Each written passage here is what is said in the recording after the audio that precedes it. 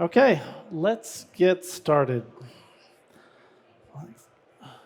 So, as a quick introduction, my name is Tony Powell. I'm the one of the sales guys here with MSA Bacharach here in Europe, based actually in Munich. And I'll be doing a presentation today on refrigerant gas detection versus refrigerant leak detection. And to some of you, this may sound like the same thing if you're coming from one side or the other. And I can assure you, I'm not being pedantic about this. I'm not that detail-oriented that I need to explain the grammar of this or something. But I assure you, it is a difference with a meaning. And I'm going to get into the fundamental differences of how we approach this and hopefully educate the group at large, so we can come at leak detection from a more knowledgeable direction. So, come in. So we have gas detection, we have leak detection. And primarily, when I'm saying gas detection, refrigerant gas detection, we're focused on a safety aspect. It's primarily human safety, but of course, the safety of the plant, of the area, and the product you're selling.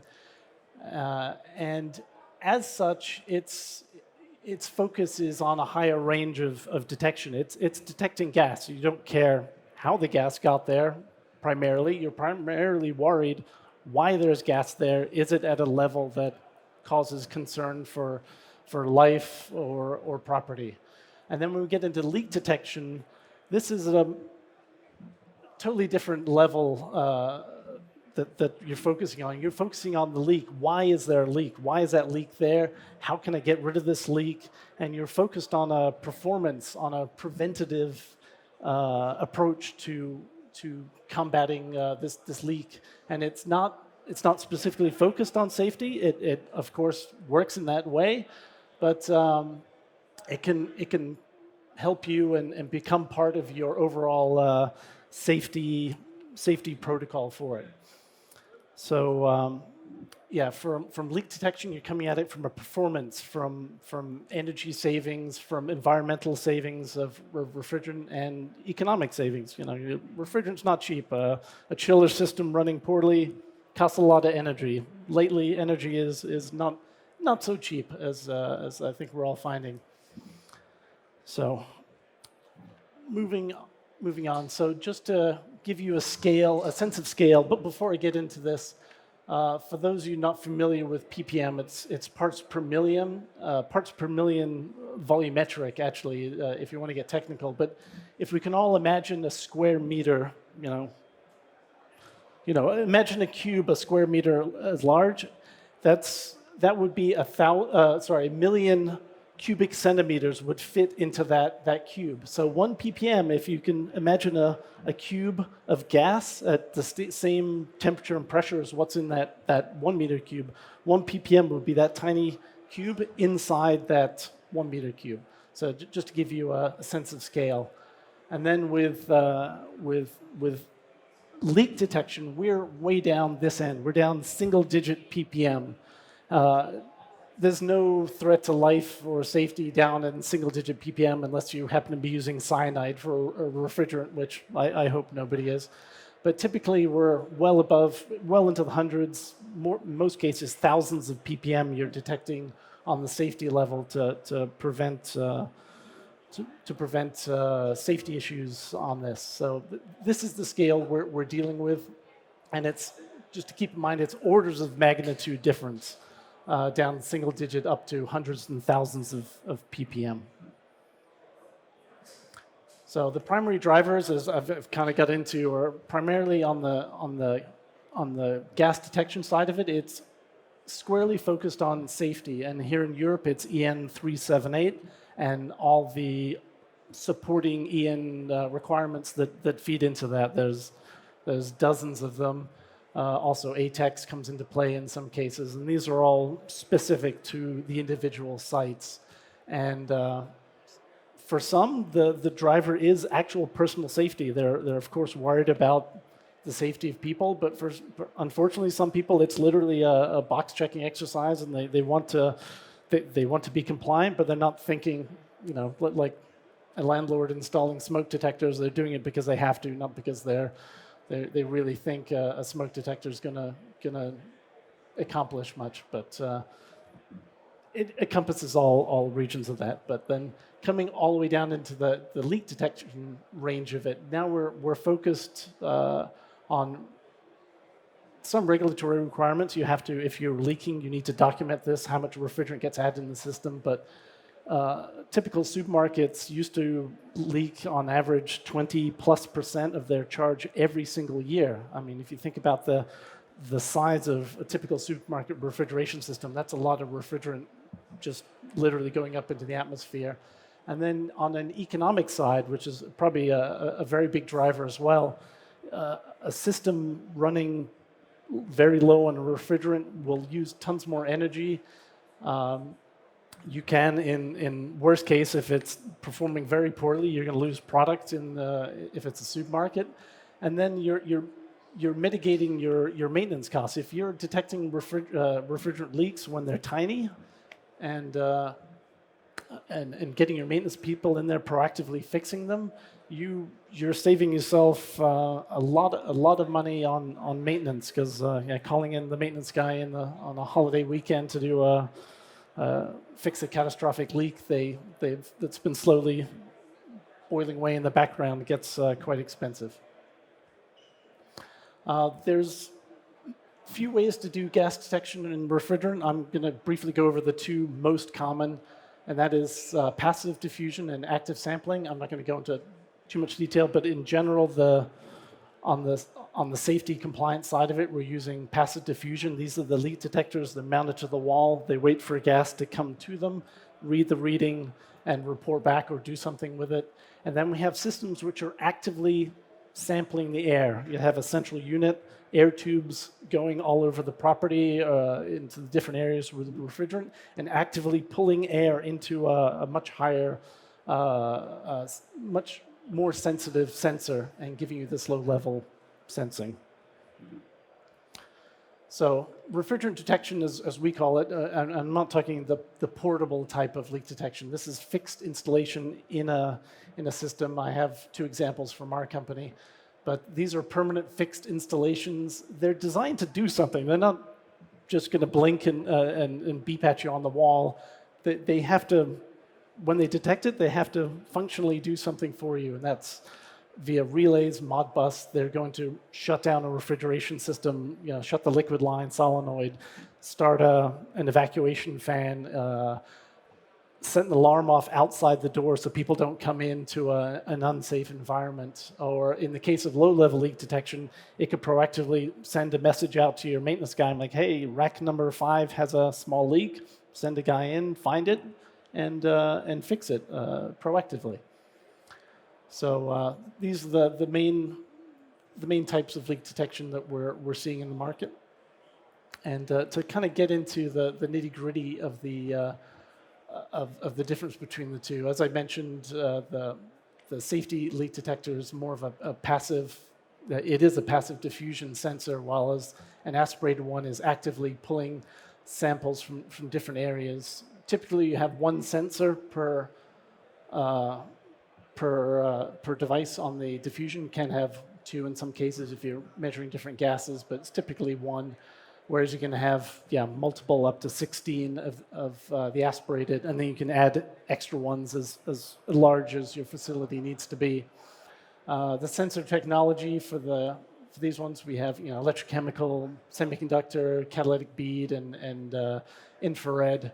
Whilst these will primarily end on the NDIR sensors, but of course the size of sensor you can fit into this central unit is much bigger, much higher sensitivity than you have in the safety ones.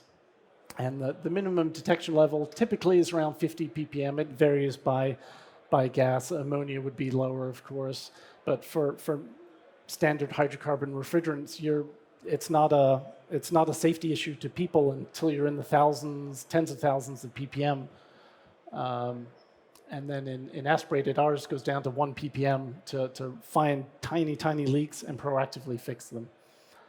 And there's different accuracy and calibration, which we've been over. I have an asterisk by never calibrate the aspirated, because in Europe you have to do the functional test every year, but it's doing its own calibration multiple times per day against, as an airline going out, vented outside to pull in fresh air in case there's a background level of refrigerant. So it's always zeroing in against a known zero reading. I kind of want to give an example. These numbers are too tiny to read, most likely, but I want to kind of give an example of how you can have a leak that a standard safety leak detector wouldn't find, but a high accuracy aspirated system would find. This is an example of a chiller room, 10 meters by 10 meters, almost 3 meters in height. And you have a large, maybe even several large chiller systems in this room. And you could have a tiny leak. In this case, it's 0.6 grams per minute. And with an air exchange going on in this room, you're never going to see a concentration in the air higher than 7 ppm. So a diffusion sensor, a typical safety sensor, will never alarm, and nor should it. There's no safety issue with 7 ppm of most any refrigerant gas in the air. Even if it was ammonia, some people couldn't even smell it. Most people should be able to smell it, but in general, it's not a safety issue at this level. But at 0.6 grams per minute, there's hundreds of kilograms of refrigerant getting vented per year, and even if it's a huge system with 1,600 kilograms, it's not going to take long for this system to start running poorly. And with a safety-only detection system, you are never going to pick up this type of leak. So this is just kind of an example we give of how and why you want to be looking for smaller leaks in this way. And the types of leaks, everybody has kind of a preconceived notion of what leak is. They think it's a crack in a pipe with gas escaping, but there's many different ones. There's causes by vibration, heat expansion, and a few other things. Like on the left here, we give an example of a defrost, a leak only in the defrost system. If you sense a leak and you send the maintenance guy in to find it, unless he happens to be there during the exact defrost cycle, he's probably not going to find this leak with his portable leak detector. But it's always there, and with an aspirator system that can not only detecting these low-level leaks, it's connected to a cloud solution where you can track and plot this over time. You can see, oh, look, we're hitting these points, and you know what? What a coincidence. My defrost cycle is also on this 20-minute or whatever cycle it is. It must be a defrost issue. And we can go in there and point your maintenance people to that. And then the other one is we have a smaller leak, which is something that's growing with time. It may be thermal expansion is working on a pipe or a fitting or something in the system is getting heat cycled again and again, and this leak is getting progressively worse. And if you left it alone, eventually it's just going to, say if it's a liquid line or something, you're just going to have a catastrophic leak, and then it would be a safety issue. Whereas if you found it early enough and took care of it early enough, you would catch this one. We're up to 15 minutes, so I'll wrap this up now. But your main when selecting leak detection system, you want to keep a few things in mind. It's looking at locations. The most obvious leak points is where you want to have a detection system near it. Safety pressure relief valve are notorious. The little access fittings, the maintenance guy forgot to put the cap on the Schrader valve, these kind of things. But in general, you want them near the refrigeration plant, in the cold room, near the evaporators, any valves and such like that. And also, you need to pay attention to what refrigerant you have. Is the refrigerant in air? Is it denser than air? Then you need sensing down low to pick that up. If it's ammonia, you need sensing up higher to catch it. You need to keep these things in mind. Sensor quality, we kind of got into the differences between safety leak detection and leak detection for preventative maintenance. And then, of course, you need to do something. Once you find a leak, you need to do something about it. So everything, think about how you alarm, how you prevent people from coming into an unsafe environment. A lot of that is dictated by the safety the safety requirements, but it's always better to go above and beyond. And then the final point I want to make, and some of you probably think, some of you coming from the leak detection side of it, some of you coming from the safety gas detection side of it, and didn't know one or the other, but some of you must be thinking, can you do both with one system? And the answer is, in theory, yes. In practical application, it gets difficult.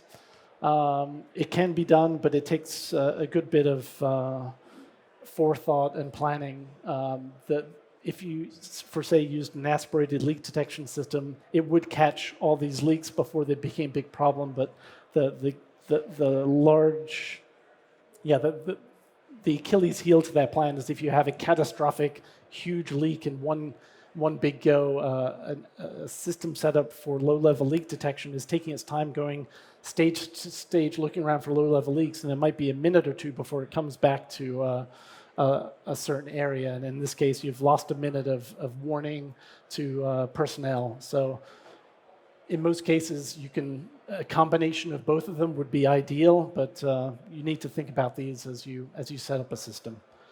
So I'm going to end it here. I will be just outside here. If we have any immediate questions, I want to give the next presenter time to get set up.